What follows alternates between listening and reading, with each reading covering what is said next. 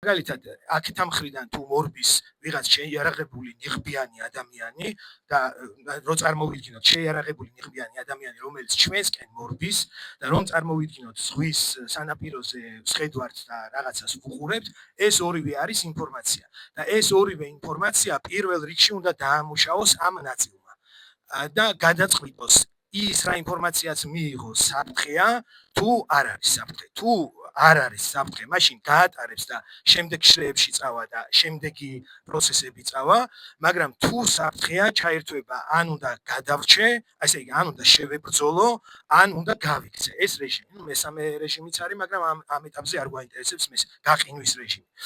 ან უნდა გადავრჩე, ან უნდა შევებრძოლო და შემდეგ რა ხდება. ესე იგი, თუ ეს გადაწყვეტს ეს ადგილი, ეს ნაწილი, რომ ან გაიქცეს, ან შეებრძოლოს, სხეული გამოყოფს ნივთიერებას, რომელიც ყველას გწმენია, კორტიზოლი, რომელიც არის სტრესის ჰორმონი და ეს ნივთიერება, ესე ვთქვათ, იწვევს ჩვენ სხეულში პროცესს, რომ ინტელექტუალური შესაძლებლობები სუსტდება და სხეულის კიდურებისკენ მიემართება სისხლი აქტიურად და ასევე ამ დროს, როცა კორტიზოლი არის მაღალი რაოდენობით სხეულში, მიმღებლობა გვიმცირდება ძალიან. ესე იგი, ინტელექტუალური შესაძლებლობები მცირდება და მიმღებლობის ნაკლებობაც მცირდება შესაბამისად.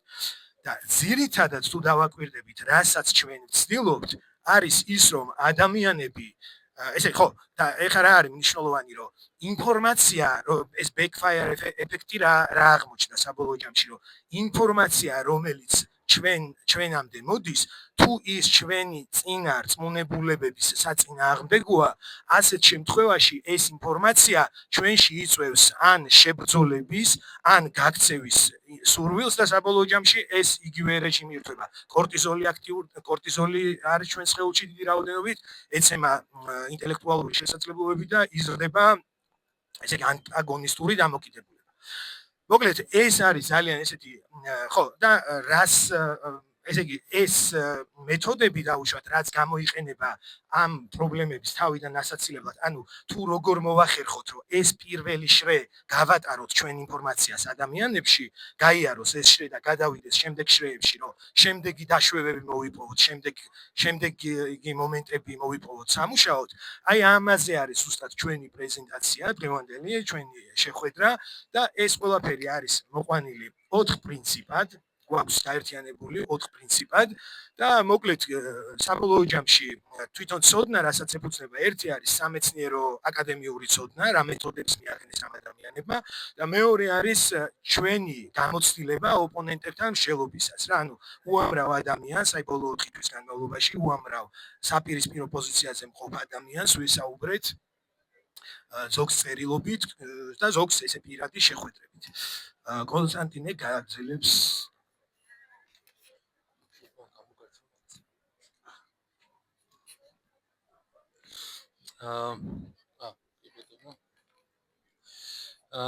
გამარჯობა, მადლობა დავით გახსნისთვის. მე გავაგრძელებ აი ამ პრინციპებზე საუბარს. ანუ რა არის ეს 4 პრინციპი, რაც შევაჯამეთ, ესე ვთქვათ, აი ამ ბევრი საუბრის და ბევრი მცდელობის შემდეგ. ანუ რაზე დავფიქრდით, რომ რა შეიძლებოდა გვექნა უკეთესად. და მე გავტესტეთ კიდეც, ანუ ვიღაცას ან იმუშავა და მოკლედ დაკვირვებები რაც შევაგროვეთ, აი ამას მოგიყვებით ამ 4 პრინციპში. დავიწყოთ პირველით. ეს არის ადამიანის გაცნობა. ანუ ეს არის სანამ რომელიმე უთანხმოება, სადაც არის იმ საკითხში შევალთ, რომ აი რატო გჯერა ასე ან რაღაც არგუმენტების მიმოცვლას დავიწყებთ, მანამდე მნიშვნელოვანი არის, რომ გავიგოთ ვის ვესაუბრებით. და ეს ინფორმაცია, ანუ საჭირო არის არა მარტო უცხოსთან, ან ვიღაცას თუ გადაეყრებით, ხო? არამედ ოჯახის წევრთან, მეგობართან, თანამშრომელთანაც შეიძლება აი ეს დაკვირვებები აქამდე არ ქონდა, მიღებ, ანუ არ იცი რას ფიქრობს აი ამ რაღაცეებზე, რასაც დღეს ვისაუბრებთ. ანუ არის საჭირო ამ ადამიანის გაცნობა და რამდენიმე შეთანხმების მიღწევა, სანამ დავიწყეთ.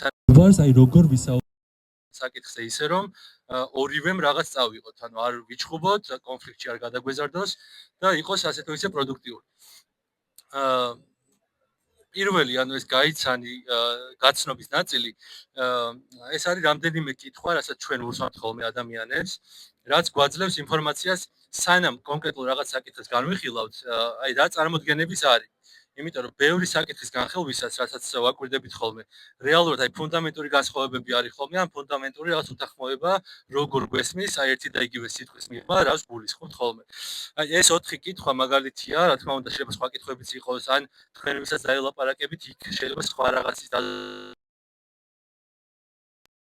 ხოლმე, რაც აი შუა განხილვის დროს რომ მე გვაფიქრდება ხოლმე რომ აი ნეტა ეს მეკითხა თავის დროზე, აი ესეთი კითხვებია ხოლმე. მაგალითად რა დამოკიდებულება გაქვს მიმდინარე პროტესტთან, ხო?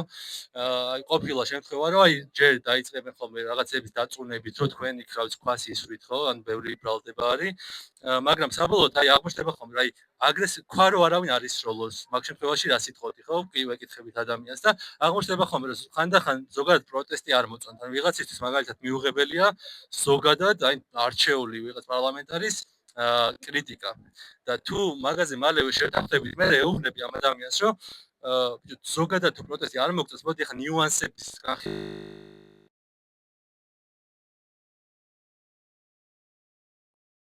მართლებ წინასწარ შენ პოზიციას. მოდი ახლა ვთქვათ, რომ ოღონდ ახლა მე ცოტა კონფრონტაციული ტონით ყვები ახლა ამას, მაგრამ აი ამის გაცნობა არის მთავარი, რომ გავიგოთ რას ფიქრობს. მეორე მაგალითად არის როგორ გესმის კანონის უზენაესობა, ხო? ეს ახლა თავიდანვე ამაზე ძალიან დეტალურად საუბარი შეიძლება არ შედგეს, მაგრამ საინტერესოა რა სიტყვის, მაგალითად იტყვის, რომ კი უნდა იყოს კანონი, მაგრამ შეიძლება რაღაც გამონაკლისები აქვს თავში, რაც მე საკითხის განხილვის დროს შეიძლება დაგეხმაროს, რომ სწორი კითხვა დაუწვა, ხო?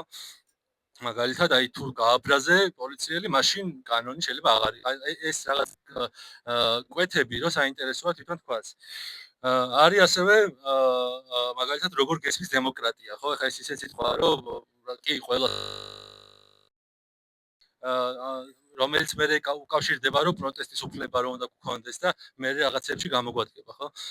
ამ კითხვებზე ხა ძალიან დეტალურად არ გავჩერდები, უბრალოდ მაგალითებია, რაც ჩვენ აი ამ პასუხების წინასწარ ამოღება დაგვეხმარა მე უკვე დეტალური განხილვის დროს რაღაცების უფრო გამარტივებაში და მორგებაში ამ ადამიანისთვის. მეორე ნაწილი, გარდა იმისა, რომ გავიცნოთ ადამიანი, უნდა შევუთანხმდეთ მარტივ პრინციპებზე. ეს პირველი, ეს არის ამოვწუროთ საკითხი. ეს არის ალბათ ერთ-ერთი ყველაზე რთული რამ, რაც შეგვედრია, რადგან არის უამრავი რაღაც ბრალდება თუ პროპაგანდის მესიჯი თუ რაღაცა გავრცელებული ინფორმაცია, რომელიც უნდა რომ ერთიანად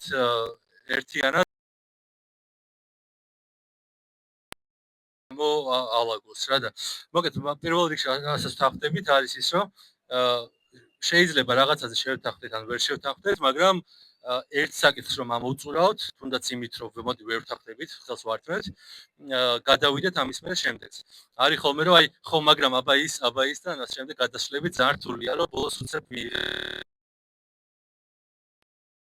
მას უნდა არ ჩვენ გვინდა ხო მეორე ეს არის არ განაბაზოგადოთ. აი მაგალითად ესეც გქონია ხშირად, რომ ემოციურ ფონზე თუ სხვა ფონზე ადამიანი გვეუბნება, რომ თქვენ რო იქ ქვებს ისვრით. პირველი რაც უნდა ჩავხსნათ არის რომ მე და შენ საუბრობთ დღეს და ერთ რამეზე შევთანხმდეთ რომ მე და შენ ვისაუბროთ რა. მე მითხარი რამე მეც ვდგავარ.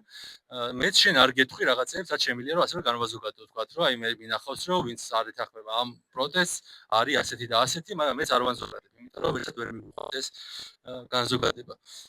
და მესამე ასევე რაც ასევე გვადგება ძალიან საკითხების განხილვის დროს არის რომ ეუბნები ამ ადამიანს რომ აი საუბრის დროს მეც დავფიქრდები და შენც დავფიქრდი რასაც ამბობ ეს შენი აღქმა ან ჭორი გაიგე ან რაღაც აღქმა ეგეთი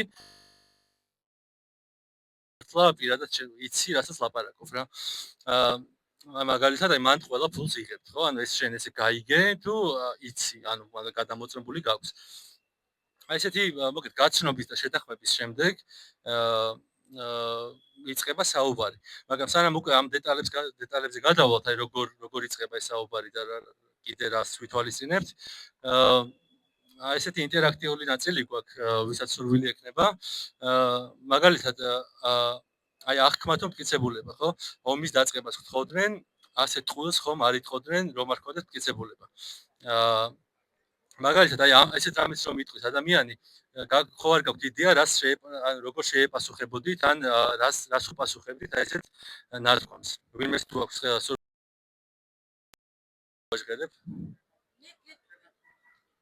ბატონო, ომი დიდი მადლობა ნობელის პრემია თუ რაღაცა პრემია მშვიდობის დარგში გეკუთვნის, მაგრამ ხალხს რატო აშიმშილებთ? ეს რა საერთოა? აი რატო ვკლავთ აქ? რა საერთო აქვს? საშინაო პოლიტიკა და საგარეო პოლიტიკა. აი ესე ვეთქვი. მაგრამ ჩვენ რა შუაში ვართ? ყველანაირად ვკლავთ. ვისაც კომენტარს გაკეთებთ, გინდათ მიკროფონში რა თქვათ, რომ ლაივშიც გაჩვენოთ. ხო, მე გავიმეორებ ხო მინიმუმ და აი, შეგვიძლია ხო, ნუ ესეთი ბოდი ასეთ ამ ტიპის გამონათქვამები როცა არის უბრალოდ ამ შემთხვევაში რაღაც როგორც ინდიკატორს ზოგიერთ ფაქტს მივმართავ ხოლმე. დიახ, ანუ ამ შემთხვევაში ასეთი არგუმენტი მომყავს, რომ პრეზიდენტი რომ აირჩიეს, ის მოგწონთ, ჩვენ ვინმე შეგვეკითხა, ანუ როგორც ინდიკატორი მომყავს რაღაცა ფაქტი, ну, ესეთი რომელიც საჯაროდ არის ცნობილი, ხო? დაუშვათ. აი ასეთი ტიპის გამონათქვამებზე.